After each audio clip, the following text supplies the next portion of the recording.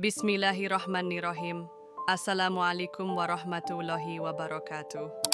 Alhamdulillah, segala puji bagi Allah yang telah mempertemukan kita di channel ini. Semoga apa yang kita pelajari bersama menjadi ilmu yang bermanfaat dan bernilai ibadah di sisi Allah Subhanahu wa Ta'ala. Pernah nggak sih kamu mikir gini? Lah, itu orang kerjaannya maksiat terus, ngomong kasar, jarang sholat, hidup bebas. Tapi kok malah makin kaya, usahanya maju, rumahnya gede, mobilnya gonta-ganti. Sementara yang rajin salat, jaga diri, malah hidupnya pas-pasan. Terus kita jadi nanya dalam hati, di mana keadilan Allah? Tenang, kamu nggak sendiri. Banyak dari kita pernah ngerasain hal yang sama, tapi yuk pelan-pelan kita bongkar. Karena jawabannya mungkin nggak sesimpel yang kita lihat di permukaan.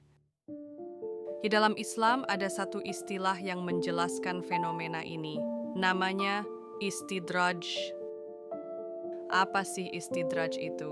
Istidraj adalah ketika Allah kasih seseorang nikmat demi nikmat, padahal hidupnya jauh dari Allah.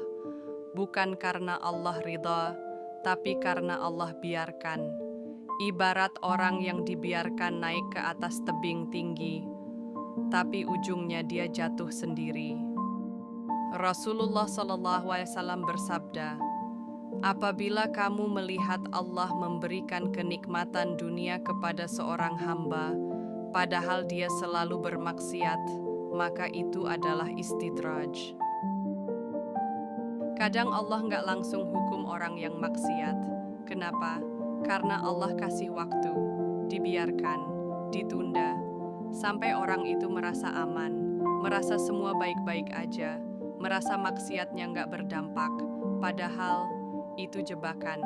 Dan ketika waktunya datang, azab bisa turun seketika, tanpa sempat tobat, tanpa sempat kembali. Di sisi lain, ada orang yang hidupnya sederhana, tapi hatinya tenang.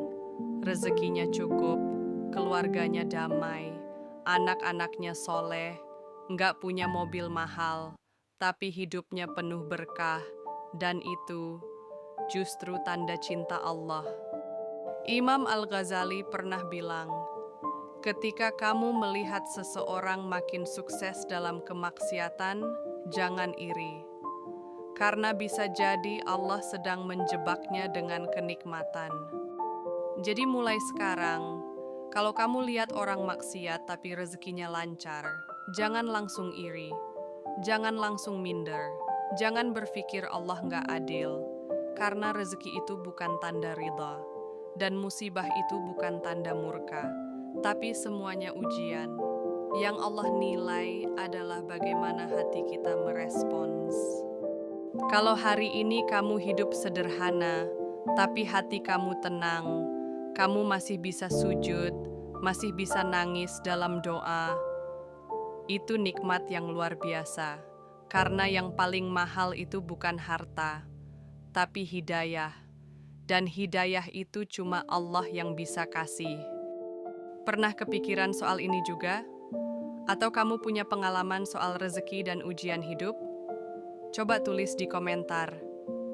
Biar kita sama-sama belajar dan saling menguatkan. Dan jangan lupa, klik like, share ke teman-temanmu, dan subscribe channel ini.